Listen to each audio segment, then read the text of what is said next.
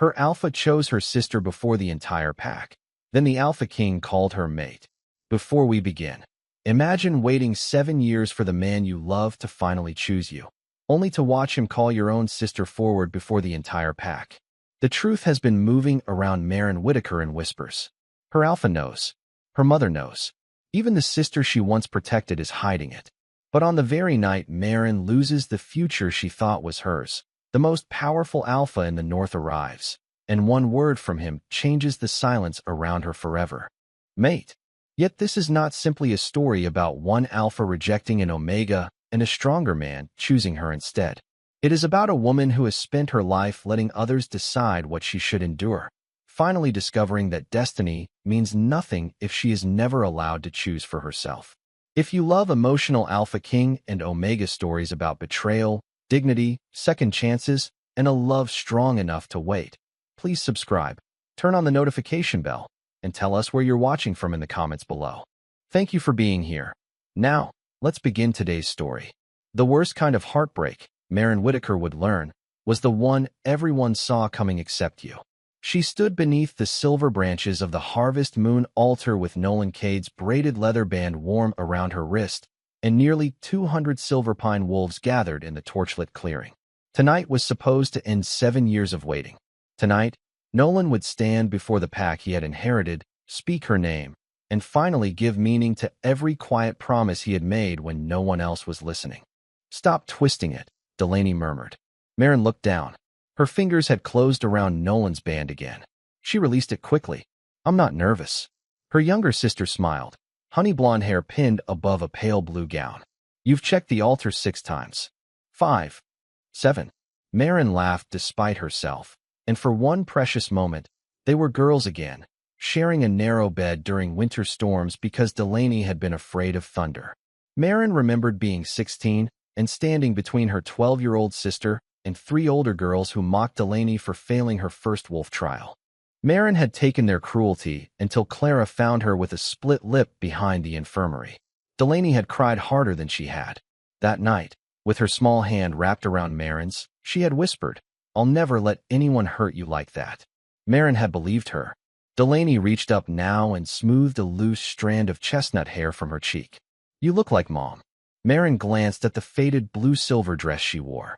Evelyn had given it to her that morning without ceremony, saying old fabric was better than wasting coin on an Omega's presentation gown. Still, the dress had once belonged to her mother. Maren had chosen to hear kindness where perhaps none had been offered. She had become skilled at that. Across the clearing, Alpha Nolan stood beside the ceremonial stone, speaking with his beta, Everett Shaw. Nolan looked exactly as Silverpine expected its leader to look, broad-shouldered, composed, golden brown hair swept from his brow. When Maren caught his gaze, her heart stumbled. She smiled. Nolan looked away. Unease moved beneath her ribs. "He has a pack to manage," she whispered, mostly to herself. Delaney did not answer. Near the first row, Evelyn Whitaker stood rigid in an ash-gray gown, her pale eyes fixed on the altar. When Maren approached, her mother caught her arm. "Whatever happens tonight, you will behave with dignity." Maren blinked. "Whatever happens." Evelyn's fingers tightened, then released. "The Alpha King is expected before the ceremony ends." Silverpine cannot afford embarrassment in front of Gideon Blackwell. The name alone seemed to cool the night. Even distant packs knew of the Alpha King, the ruler before whom regional alphas lowered their heads. The man said to remember every broken oath brought before his crown. "I would never embarrass the family," Maren said. Something unreadable crossed Evelyn's face. "See that you don't." The ceremonial bell sounded. Conversation vanished. Maren returned to her place as Nolan climbed the altar steps.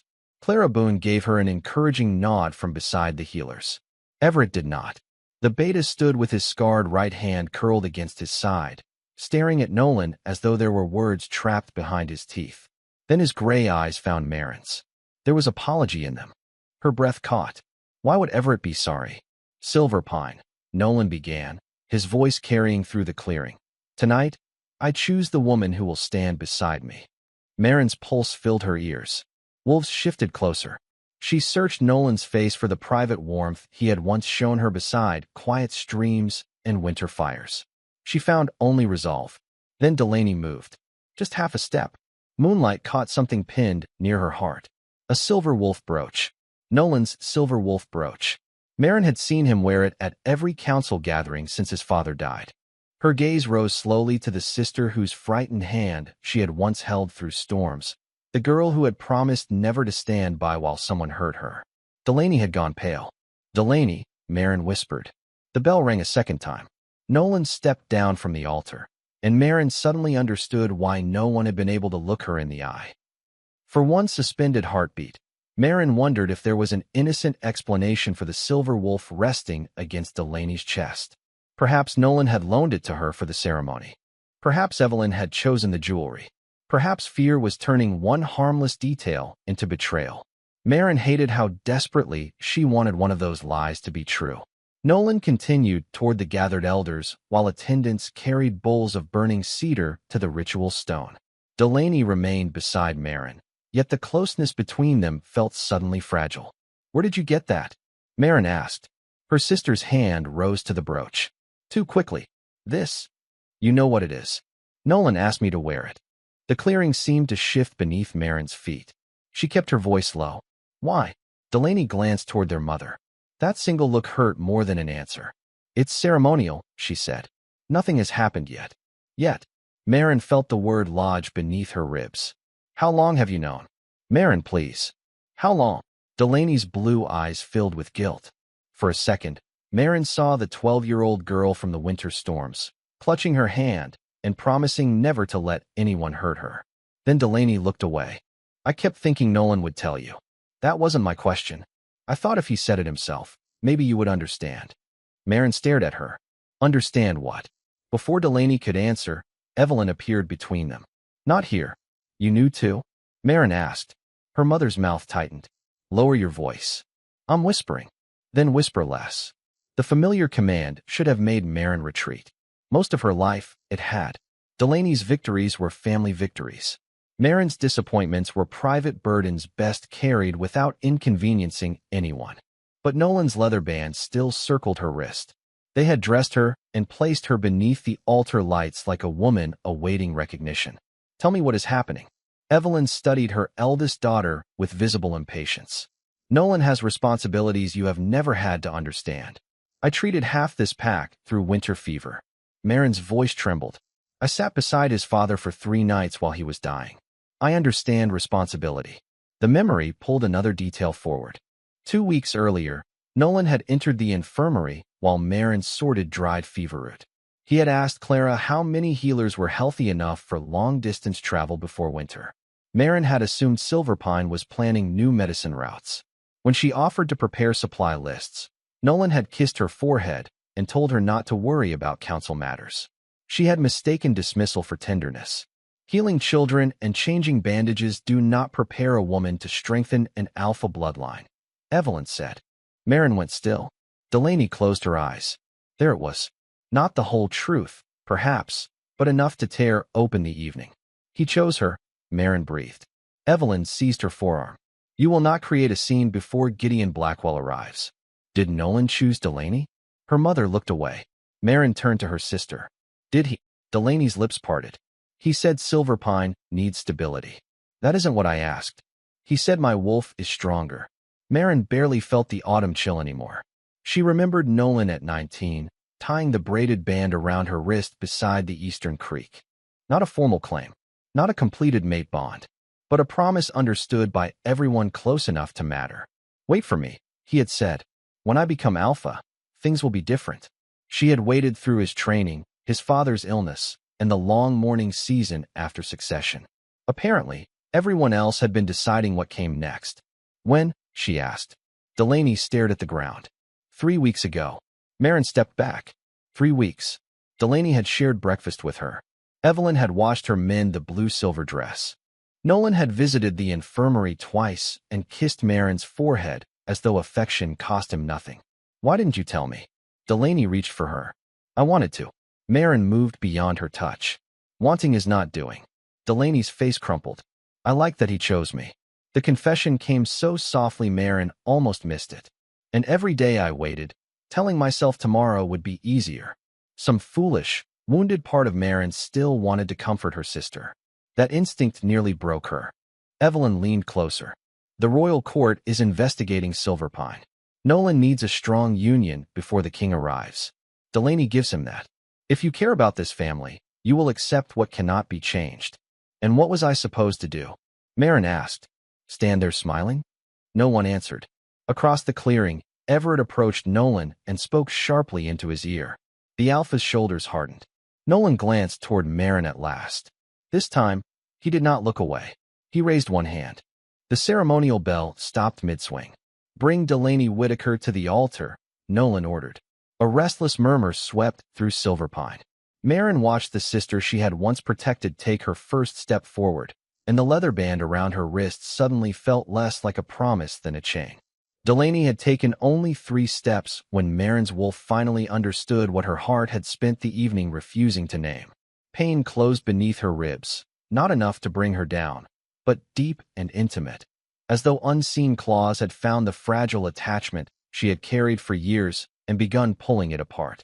Marin gripped the edge of a wooden bench. Clara Boone moved at once, but Marin shook her head. If she fell now, Silverpine would remember her on her knees. Delaney reached the altar. Nolan offered his hand. For a moment, she hesitated. Marin saw the tremor in her sister's fingers, the backward glance, the silent question arriving 3 weeks too late. Then Delaney placed her palm in his. A murmur traveled through the gathering. Nolan faced his wolves. Silverpine has endured 3 difficult seasons, he announced. We have buried hunters, lost territory, watched neighboring packs measure our weakness. Everett stood below the steps, his gray eyes narrowed. Nolan, he warned. The Alpha continued. My first duty is not to childhood expectations. It is to our survival. Childhood expectations. Such harmless words for 7 years of waiting. Nolan had sought Marin after council meetings when succession became too heavy. He had slept beside the infirmary hearth while she cared for his dying father. He had pressed his forehead to hers and promised she would never have to wonder where she belonged. Now those memories were being reduced to a girl's misunderstanding. Delaney Whitaker possesses a strong wolf and a bloodline capable of strengthening Silverpine, Nolan said. I have chosen her to stand beside me. Silence came first, then scattered approval. Several dominant wolves struck fists against their chests. Others watched Marin instead. She felt their curiosity like hands against her skin. And Marin? Everett asked. Nolan's jaw tightened. This is not about Marin. Something inside her cleared. Not healed. Not hardened. Cleared. Marin released the bench and walked forward. Clara whispered her name, but she kept moving until only several feet separated her from the altar. Nolan looked almost relieved, as though forgiveness had arrived exactly where he expected Omega obedience to place it. Marin, he said, lowering his voice. We can discuss your place after the ceremony. My place. You remain valuable to Silverpine. The infirmary depends on you. Clara is aging. Nothing needs to change between you and the pack.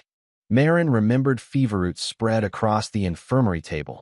Nolan asking how many healers could survive long-distance travel before winter. His lips against her forehead when she offered to help with the planning. Don't worry about council matters. The memory no longer felt tender. Did you know 3 weeks ago that you would choose Delaney? She asked. Nolan glanced at the elders. This conversation should be private. Did you know? His silence answered first. Yes. The word struck harder than Marin expected. Then why did you keep coming to the infirmary? Marin, why did you kiss my forehead? Delaney's hand slipped from his. Nolan exhaled, impatience finally breaking through his careful expression. Because I had not formally announced the decision. So you let me believe nothing had changed. I thought allowing you hope for a little longer was kinder than asking you to understand before the decision was final. The clearing became utterly quiet. Nolan seemed to hear his own words only after they were spoken. Marin stared at him. You lied to me as an act of kindness? I spared you unnecessary pain. No, her voice barely rose. You postponed my pain until you had 200 witnesses. Delaney closed her eyes. Everett looked away. Nolan's expression cooled. Leadership requires difficult choices. Then make yours honestly. I just did. Marin lowered her gaze to the braided leather circling her wrist. Nolan had tied it there beside the eastern creek when they were young enough to believe promises remained innocent simply because they were whispered. Her fingers found the knot. "What are you doing?" Nolan asked. She pulled once. The braid held. Twice. Her nails scraped her skin. On the third attempt, it loosened. Marin slipped the band free. Cool air touched the bare place beneath it. She climbed the first altar step and held the token toward him. Nolan stared. "Don't turn this into a spectacle." A quiet ache moved through her. "You gathered the entire pack before betraying me, Nolan. I think the spectacle has already begun." Someone inhaled sharply. Everett lowered his head, hiding what might have been approval. Marin placed the band on the ceremonial stone between Nolan and Delaney. She did not throw it.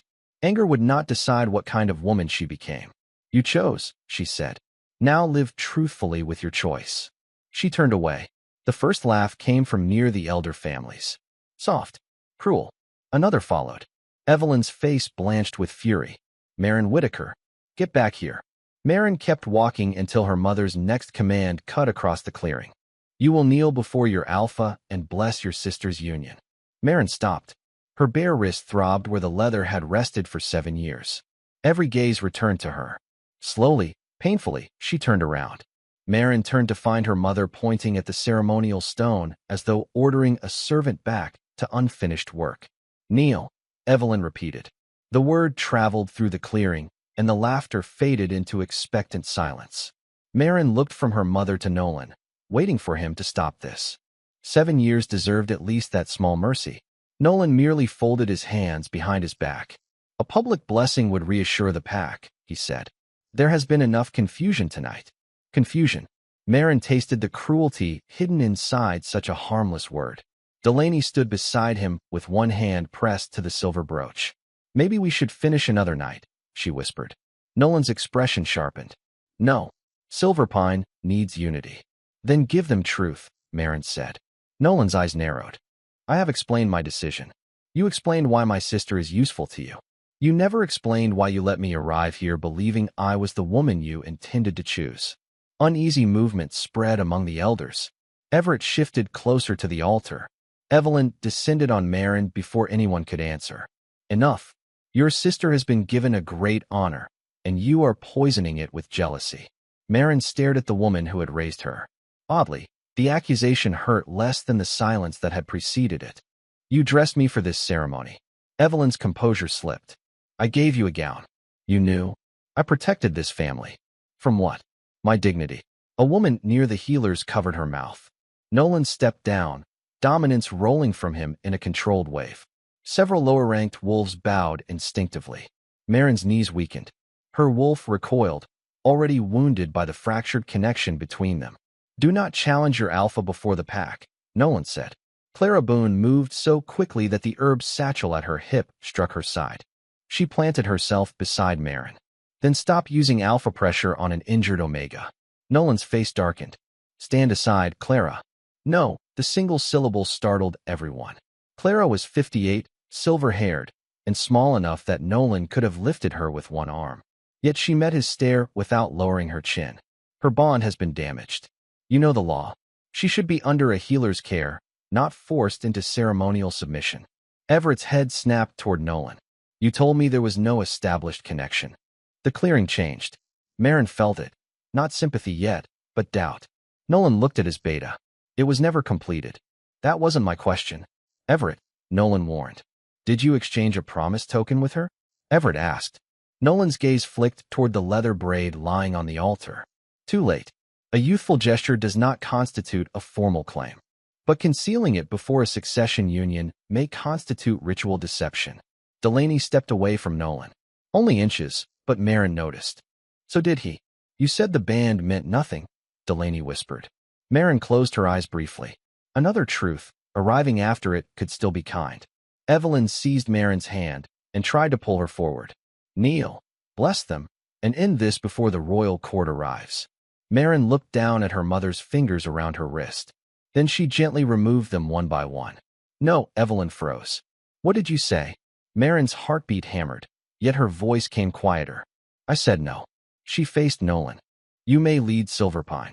You may choose Delaney. But you will not use my obedience to make your betrayal look honorable." The words left her trembling. No one laughed now. Marin turned toward Clara, and the healer reached for her as another spasm tightened beneath Marin's ribs. Then, from beyond the clearing, came the unmistakable thunder of horses. Once, twice, many. Everett looked toward the forest road. His scarred hand dropped to the hilt at his side. A horn sounded through the pines, low, ancient, carrying a note every wolf in Silverpine recognized. Royal. Nolan went pale. Evelyn released a broken breath. Along the tree line, black-armored riders emerged beneath banners bearing a silver-crowned wolf. At their head rode a broad-shouldered commander with a scar along his chin. Callum Reeves raised one gloved hand, and the entire clearing fell still. "By order of the Northern Crown," he called, "no one leaves." Behind him, through the darkened pines, a second rider approached at an unhurried pace. Even before Marin could see his face, every alpha around the altar lowered his head. The second rider entered the clearing, and Silverpine seemed to forget how to breathe. Gideon Blackwell dismounted without assistance, black boots touching the earth as his horse stood motionless behind him. He was taller than Marin expected, broad through the shoulders beneath a long dark coat fastened with a silver-crowned wolf clasp. A narrow scar crossed his left brow, and one streak of silver marked the black hair at his temple. Yet it was his silence that unsettled her most. He did not need Nolan's ways of dominance to demand obedience. Power followed him like winter followed night. Nolan descended from the altar and bowed. "Your Majesty, we expected notice before your arrival." "That would defeat the purpose of an inspection," Gideon replied. His deep voice carried without effort. Callum Reeves moved to the king's right while another man approached behind the royal guard. Silver-haired and impeccably dressed, Silas Langford surveyed the gathering with cool disapproval. "We received 3 complaints concerning Silverpine's succession practices," Silas said. 2 involving resource distribution, 1 concerning ceremonial coercion. Nolan's gaze shifted toward Everett. The beta did not flinch. "Anonymous accusations," Nolan said. "Then evidence should be easy to disprove." Gideon began walking. Wolves moved aside before he reached them. Marin lowered her eyes with everyone else. One hand pressed beneath her ribs. The damaged attachment pulsed again, and Clara steadied her elbow. "You need the infirmary," the healer whispered. "No one leaves," Marin reminded her. "Kings make exceptions." "Not for me." Clara's expression softened. "You still don't understand your own worth, child." Before Marin could answer, Gideon stopped near the altar. His attention settled on the braided leather resting upon the stone. "Whose token?" Nolan hesitated. "An old personal matter." "Mine," Marin said. Evelyn made a strangled sound. Marin felt Nolan's stare, but the word had already crossed the clearing. Gideon turned. For the first time, his eyes found her. Dark blue, almost black beneath the torchlight. Something in his expression shifted so quickly she wondered if pain had made her imagine it. His fingers closed at his side. Callum took one deliberate step nearer to him. "Your Majesty?" Gideon looked away. "Continue." Silas opened a leather folio. "Nolan Cade, did you exchange a promise token with this woman before assuming Silverpine's alpha seat?" "Years ago." "Did you formally dissolve the understanding?" "There was no formal bond to dissolve." Everett spoke before Silas could respond. "Her wolf disagrees." Nolan rounded on him. "Careful. I have been careful for 3 weeks." Everett's voice remained level. "I advised you to disclose the prior connection before naming Delaney Whitaker. You refused."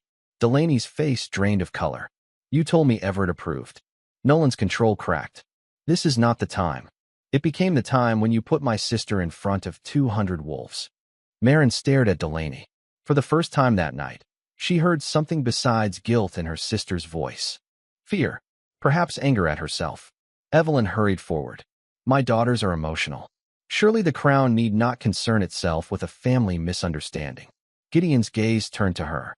A woman suffering bond trauma was ordered to kneel. Evelyn stopped. Marin's chest tightened. He had noticed. Amid banners, accusations, and bowing alphas, the king had noticed her pain. "Who gave that order?" Gideon asked. No one answered. "I did," Evelyn finally admitted. "To preserve unity." Unity purchased with one person's humiliation is merely silence enforced by the powerful. Marin looked up before she could stop herself. Gideon was already watching her. This time, the reaction in him was impossible to mistake. His pupils widened. His breath caught. Beneath the king's controlled exterior, something vast seemed to strike against an invisible cage. Callum whispered, "Gideon." "Not your majesty." "Gideon." The king's head turned sharply toward the forest, as though searching for a threat no one else could sense. Then back to Merrin. Cedar smoke drifted between them. Clara's herbs scented the damp air. Rain began touching the leaves overhead. Gideon took one step toward her. Merrin's fingers moved without thought, closing around the bare wrist where Nolan's leather band had rested for 7 years. Gideon saw it. He stopped. Not after she retreated. Before she had to. Merrin stared at him. Nolan had called deception kindness. Evelyn had called submission unity. Yet the most powerful man in the north had just read one frightened movement and asked nothing of her. Gideon's hand gripped the silver clasp at his throat until his knuckles whitened. Merrin's wolf, wounded and quiet moments before, lifted her head. One heartbeat passed, then another. Gideon Blackwell remained exactly where he was, staring at Merrin as if coming closer was the only thing he wanted, and the one thing he would not permit himself to do without her. Gideon knew the word before his mind allowed him to speak it. It rose from somewhere older than reason, carried by the wolf that had waited 31 years without answering a single scent, touch, or carefully arranged royal introduction. "Mate." Recognition struck with enough force to pull him forward. Then Merrin's fingers closed around her bare wrist. Gideon stopped. The movement was small, almost hidden beneath the sleeve of her blue-silver dress, but he had seen what rested on the altar behind him. A braided promise worn for 7 years. A token removed only minutes ago. The skin beneath Merrin's hand was still reddened where the leather had been. His wolf demanded that he cross the remaining distance. Protect. Claim. Take her away from every face that had watched her suffer. Gideon kept both hands at his sides. "Your Majesty?" Silas prompted. Gideon barely heard him. Merrin's wolf had reached toward his for one impossible instant. He had felt her, gentle, wounded, alive. Then uncertainty closed around the connection. Not fear that Gideon would hurt her. Something more intimate. She was afraid another word might decide her future before she understood what it meant. His anger turned cold. "Clara Boone," Gideon said. The healer stiffened. "Yes, Your Majesty." "Is she in danger?" Clara glanced at Merrin. "Not if the strain ends now." Her connection with Alpha Cade was never completed, but years of emotional attachment gave her wolf something to anchor to. His public choice tore at that attachment. "Attachment is not a mate bond," Nolan said. Gideon looked at him. "No. Which makes your deception more deliberate, not less." Nolan's face hardened. "I made no claim." "You gave her a recognized promise token," Everett replied. "You allowed Silverpine to treat her as your intended for 7 years. And 3 weeks ago," Silas added, consulting his folio, "your beta advised disclosure before the Harvest Moon ceremony." The truth settled over the clearing piece by piece. Merrin said nothing. Gideon watched her absorb each fact as if people were placing stones into her arms and expecting her to remain upright beneath the weight. Delaney turned toward Nolan. "You said Merrin understood." Nolan lowered his voice. "I said she would understand. That is not the same thing. I was protecting Silverpine." "From your own honesty?" Delaney asked. Evelyn reached for her younger daughter, but Delaney stepped away. Merrin's gaze lowered. Her thumb brushed the place where Nolan's band had once rested. Gideon's wolf surged again. He understood the cruelty of the timing now. The first man had let her hope because he called deception kinder. Her mother had demanded submission and named it unity. If Gideon spoke the truth inside him carelessly, destiny itself might sound like another command. Then Merrin swayed. Clara caught her, and Gideon's control broke by a single step. Merrin looked up. He stopped again. 5 feet separated them. Then 4. He waited. Merrin did not retreat. Cedar smoke curled through the mist. Clara's herbs mingled with wet pine. Beneath it came the scent that belonged only to Merrin. Soft winter pear, clean linen, and a quiet warmth that made Gideon's wolf go utterly still. Callum moved close enough to murmur, "If you don't say it, I suspect the entire guard will hear your wolf say it for you." Gideon ignored him. "Merrin Whitaker." Her lips parted. "How do you know my name?" I listened. Such a simple answer, yet something in her expression fractured. Perhaps because too many people had spent the evening speaking about her instead. Gideon approached once more, slowly. Merrin's hand remained at her wrist. He stopped 3 feet away. No touch. No command. Why are you looking at me like that? She whispered. Gideon had imagined this moment when he was younger, before kingship taught him how dangerous hope became when mixed with power. He had thought he might take his mate's hand, touch her face, promise protection. Now he understood that every gesture could become a weight she had not chosen to carry.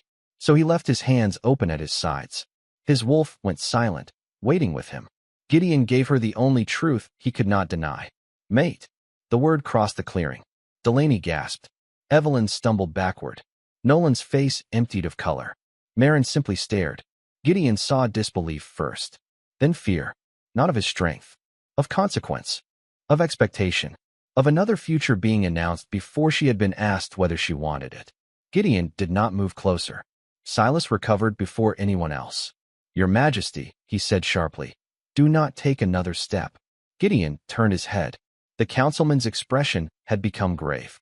Under Crown law, recognition is not confirmation. If she is truly your mate, the Royal Council will test the bond before sunrise. His eyes shifted to Merrin. And if the bond fails, Silverpine's rejected Omega will have been named before the Northern Crown for nothing. Merrin's fingers tightened around her empty wrist. Gideon looked at her and understood, with sudden terrible clarity, that the greatest danger was no longer whether the bond could be proven. It was whether everyone around them would once again try to make Merrin prove that she deserved to be chosen. Then there will be no test. Merrin's voice was so quiet that Silas almost continued speaking over her. Gideon did not. His attention returned to her immediately. Merrin, Clara whispered, you don't understand what you're refusing. I understand enough. Merrin looked around the clearing. The altar where Nolan had discarded 7 years with polished words. Delaney standing pale beneath the brooch she should never have worn. Evelyn watching her, as if one more wrong decision might destroy the family. Now a royal councilman had placed a crown-shaped version of the same expectation before her. Stand here. Prove yourself. Let powerful people decide whether your pain had earned a better future. I won't be tested tonight. Silas closed his folio. Crown law requires confirmation before His Majesty may formally claim a mate. Then he cannot claim me. A shock passed through Silverpine. Gideon's wolf struck against him with enough force to tighten every muscle in his body. Callum watched carefully. Nolan stared as if Merrin had finally become incomprehensible. You would refuse the Alpha King, he demanded. Merrin turned toward him. You still think this is about rank? Nolan descended the final altar step. This entire night has become unstable because you refuse to accept necessity. Everett moved between them. Stay where you are. Move, Beta. No, Nolan's dominance crashed across the clearing. Several wolves dropped their gazes. Everett remained upright, burned hand resting near his sword. For 3 weeks, I kept your confidence because you told me Merrin had agreed to release the understanding between you. Tonight, I learned that was false. Careful what you accuse your alpha of. I am accusing Nolan Cade of ritual deception. The words detonated. Elders began speaking at once. Silas reopened his folio. Delaney tore Nolan's brooch from her dress. It hit the ceremonial stone with a metallic crack. You told me she knew, she said. Nolan's composure shattered. I chose you. You used me. I chose strength. His voice rolled through the pines. Silverpine is weakening. Our hunters are fewer. Our borders are contested. I needed a Luna with a powerful wolf, not an Omega who spends her life tending fevers and frightened children. Merrin felt the insult land. This time, it did not enter as deeply. Gideon spoke from behind her. Those frightened children are your pack. Nolan turned. Your Majesty, with respect, do not dress contempt as leadership in my presence. Gideon's restraint had become terrifyingly calm. Nolan's face reddened. And what are you doing? Naming her mate because your wolf reacted to a scent. Gideon went motionless. Nolan, Everett warned. No, let the king answer. He arrives unannounced, hears one wounded Omega speak, and suddenly destiny chooses her. Nolan laughed once, bitterly. Convenient. Merrin's stomach tightened. The cruelest part was that a small, injured place inside her understood the doubt. Gideon could have silenced Nolan with dominance. He could have ordered the guards forward. Instead, he removed the crowned wolf clasp from his coat. Callum's eyes widened. Gideon. The king placed the royal clasp on the altar. Record this, Silas. The councilman stared. Record what? I suspend my right of mate claim until Marin Whitaker chooses whether she wishes to submit to confirmation. Silence became absolute. Silas's face hardened. You cannot casually suspend a crown right. I am not being casual. The Northern Council will interpret this as weakness. Gideon looked at Marin. Then let them. Her breath caught. Why? She asked. You don't know me. No, he said. I know only that my wolf recognized yours. I know you were deceived, injured, then ordered to kneel so others could feel honorable. And I know the first thing powerful men have done since I spoke one word is discuss what should happen to you. His gaze softened. I will not become another one of them. Something inside Marin gave way, not into love, not yet, but into a grief so deep her eyes burned. Gideon stepped back. He was giving her space before an entire pack, even while his own wolf strained toward her. No test tonight, he said. No claim. No command. Silas's jaw tightened. Then we have a larger problem, Your Majesty. He drew a sealed document from the bottom of his folio. The complaints against Silverpine were not the only reason we came. Everett frowned. Nolan's anger disappeared. Silas broke the black wax. 3 weeks ago, Alpha Cade petitioned the Northern Council for emergency territorial protection. In exchange, he offered Silverpine's Healer Corps and all unclaimed Omega service contracts to Crown deployment. Clara went rigid. Marin's blood turned cold. Gideon looked at Nolan. Did you include Marin Whitaker? Nolan said nothing. That silence answered everything. Marin finally understood why he had promised that her place in the infirmary would remain unchanged. He had never intended to free her. He had already offered her service to men she had never met. Gideon's eyes darkened, but Marin was the one who stepped toward Nolan. You didn't just choose Delaney, she whispered. You sold my future before you threw me away. Answer her. Gideon's voice held no roar, yet Nolan visibly recoiled. Marin remained at the foot of the altar, waiting. For years, she had filled other people's silences with kinder explanations. Nolan was tired. Evelyn was worried. Delaney did not mean it. Tonight, she left the empty space untouched. Nolan finally looked at Silas. The petition was provisional. It bears your seal, Silas replied. Silverpine needed protection. So you listed people as payment? Clara demanded. Nolan's mouth hardened. Service contracts are permitted during territorial emergencies. Everett climbed the altar and took the document from Silas. His gray eyes moved across the page. Then his scarred hand stopped. 12 Omegas. Delaney covered her lips. And 6 healers, Everett continued. Clara Boone. Marin Whitaker. He looked at Nolan. You never presented this to the Pack Council. I am Alpha, not above Silverpine law. Everett removed the iron beta pin from his collar. Nolan watched him place it beside the discarded leather band and silver brooch. 3 small objects now lay upon the stone, each marking a loyalty Nolan had broken in a single night. Until Crown Judgment, Everett said, I withdraw my personal oath to you. This time, no one murmured. One by one, several elders stepped away from Nolan. Gideon signaled Callum. The commander approached with 2 royal guards, but did not draw his sword. Nolan Cade, Gideon said, you will remain under Crown supervision until a public hearing at sunrise. Nolan's gaze found Marin. Tell them. She stared at him. Tell them I kept Silverpine alive. Tell them the winter fever would have killed twice as many without the medicine I negotiated. The medicine I rationed in the infirmary? Nolan faltered. Yes. The children Clara and I stayed awake with? Marin, you keep naming the pack whenever you mean yourself. His face changed then, not into remorse. Not fully, but for the first time, Nolan seemed to hear how his reasons sounded when Marin refused to carry them for him. He lowered his eyes. Callum escorted him from the altar. Delaney did not follow. Rain softened to a mist. Wolves began gathering in frightened clusters, 12 Omegas among them suddenly wondering whether their names were hidden on other pages. Marin moved before anyone asked. Clara, take those with bond distress to the infirmary. Separate the younger wolves from the council crowd. Clara gave one firm nod. And you? Marin looked toward the people Nolan had offered away. I'm staying here. For the next hour, Gideon watched her work. She found blankets. She knelt beside an elderly Omega whose hands would not stop shaking. She asked names before injuries. When a frightened mother could not locate her teenage son, Marin searched the eastern edge of the clearing herself and returned with the boy beneath her cloak. Gideon issued no command to assist her. He simply lifted a crate of medical supplies when she reached for it. Merrin blinked at him. Kings carry boxes? This one does. Silas will disapprove. Silas has survived worse.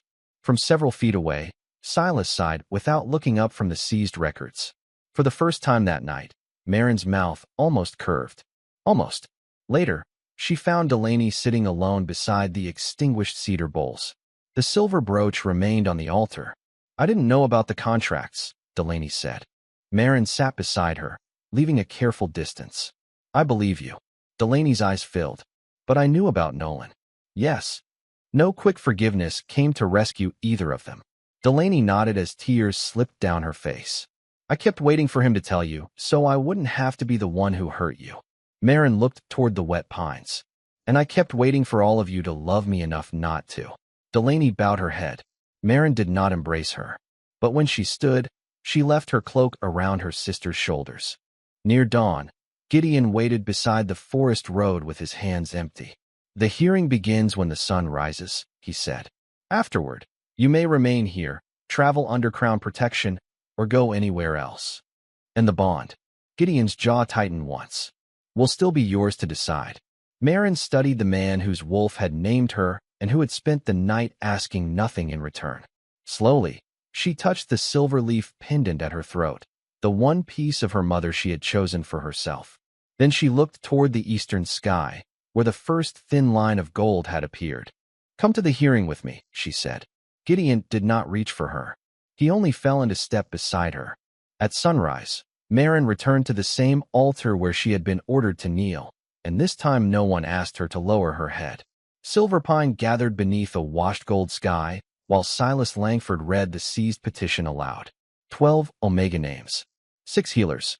No council signatures. No consent. When he finished, Everett placed the pack statutes beside Nolan's sealed request. An alpha may negotiate territory, he said. He may not pledge the labor of free pack members without council approval. Nolan stood between two royal guards, stripped of ceremonial insignia. He looked older than he had the night before. I thought strength meant making the choice no one else could make. Merrin met his eyes. No, you thought leadership meant no one else had the right to choose. Nolan swallowed. For once, he offered no kinder word for what he had done. By unanimous elder vote and crown confirmation, he was removed as alpha pending exile review. Everett accepted temporary stewardship only after insisting Silverpine elect its next leader under open council law. The service petition was carried to the altar basin. Each name was spoken before flame consumed the page. Clara stood beside Merrin when hers was read. Merrin's followed. She watched the ink curl into ash. Delaney came forward last. She wore no silver brooch, no ceremonial blue, only a plain gray dress. I withdraw from the succession union, she said. Nolan closed his eyes. Delaney turned to her sister, but did not reach for her. I loved being chosen more than I loved being honest with you. Her voice broke. I have to live with that. Merrin touched the silver leaf pendant at her throat. And I need time before I know what we can become. Delaney nodded through her tears. Then I'll give you time. It was not forgiveness wrapped neatly around one apology. It was a door neither sister forced open. Evelyn remained near the elders, rigid and silent. When Merrin passed, her mother whispered, I believed I was protecting our name. Merrin paused. You protected the name and forgot the people carrying it. Evelyn's face crumpled. Merrin did not rush to comfort her. Kindness, she was finally learning, did not require her to erase every consequence. By mid-morning, the crown hearing ended. Gideon waited at the edge of the clearing exactly where he had promised. No guards surrounded him. Silas carried no confirmation papers. The crowned wolf clasp Gideon had removed remained on the altar beside Nolan's leather band and Delaney's silver brooch. 3 symbols of choices made, broken, or surrendered. Gideon's gaze lowered briefly to Merrin's wrist. The skin there was bare. He wore a royal signet on one hand. He could have offered her a crown token, a mark, some new symbol for Silverpine to whisper about. He offered nothing. Merrin noticed. Silas says you suspended a royal right, she said. Silas says many things. Usually with papers. Always with papers. A laugh escaped her before she could stop it. Gideon's expression warmed, but he kept the same careful distance between them. 3 feet. Enough room for Marin to turn away. You called me mate, she said. I did. Before everyone. My wolf has poor political timing. Her mouth curved. And if I say no? Pain moved through his dark blue eyes, honest and unhidden. Then I make certain no one punishes you for it. After that, I learned to live with your answer. Marin looked at the empty place on her wrist. 7 years earlier, Nolan had tied a promise there and told her to wait. She had spent years gripping that leather whenever uncertainty frightened her, as though holding his choice tightly enough might make it permanent. Last night, she had removed it with her own hands. Now the most powerful alpha in the north stood before her carrying every symbol of authority a wolf could recognize, and placed none of them on her. I don't know how to be a king's mate, she whispered. Good. Her brows lifted. Good. I don't know how to be yours. The answer reached somewhere deeper than any vow could have. Gideon lowered his voice. We could learn slowly. Marin looked back at Silverpine. Clara stood with the healers whose futures had been returned to them. Everett was already surrounded by elders arguing over election procedures. Delaney helped an Omega mother gather damp blankets. Evelyn stood alone, finally watching instead of directing. Nothing had returned to what it was. Marin understood now that healing did not always mean restoration. Sometimes it meant refusing to rebuild the cage. She faced Gideon again. His hands remained at his sides. Waiting, not taking. Marin lowered her own hand from the silver leaf pendant. For one heartbeat, she saw the girl beneath the harvest moon altar, twisting a man's token and praying he would speak her name. Then she opened her fingers. She held out her bare hand. Gideon's breath caught. He did not touch her immediately. This is not a claim, Marin said. I know. And I'm not following you because you're king. I hope not. Gideon. He looked at her. Marin felt her wolf rise, not wounded, not pleading. Awake. I choose to find out what this is. Only then did Gideon take the hand she had offered. The bond opened gently. Warmth moved through the place beneath her ribs where pain had lived hours before, and Gideon's eyes closed as though he had waited a lifetime to breathe. Around them, Silverpine fell silent once more. The night before, an alpha had walked past Marin Whitaker and chosen her sister before the entire pack. Now the Alpha King stood beside her. But he had placed no token on her wrist, spoken no command, and made no choice in her name. Marin squeezed his hand and stepped toward the morning. This time, she was not waiting to be chosen.